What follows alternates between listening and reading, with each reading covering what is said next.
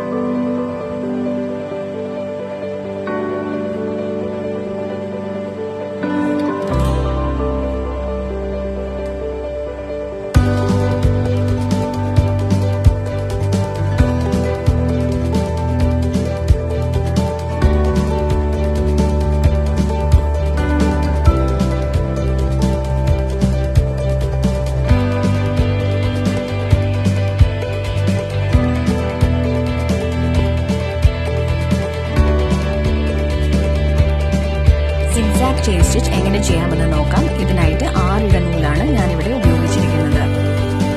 ആദ്യം 2 parallel line ഫാബ്രിക്കിൽ mark ചെയ്യുക. സിമ്പിൾ ചെയിൻ സ്റ്റിച്ച് ചെയ്യുന്ന അതേ മെത്തേഡാണ്, പക്ഷേ നമ്മളിവിടെ ഡയഗണലിയാണ് ചെയിൻ സ്റ്റിച്ച് ചെയ്യുന്നതെന്ന് മാത്രം. അങ്ങനെ ചെയ്യുമ്പോഴാണ് നമുക്ക് സിഗ്സാഗ് ഇഫക്റ്റ് കിട്ടുന്നത്. സിമ്പിൾ ചെയിൻ സ്റ്റിച്ച് എങ്ങനെ ചെയ്യണമെന്നുള്ളത് ഞാൻ പ്രീവിയസ് വീഡിയോയിൽ ഷെയർ ചെയ്തിട്ടുണ്ട്. ലിങ്ക് ഞാൻ ഡിസ്ക്രിപ്ഷനിൽ മെൻഷൻ ചെയ്തിട്ടുണ്ട്. അപ്പോൾ അത് കാണാത്തവർ അതൊന്ന് കണ്ടു നോക്കൂ.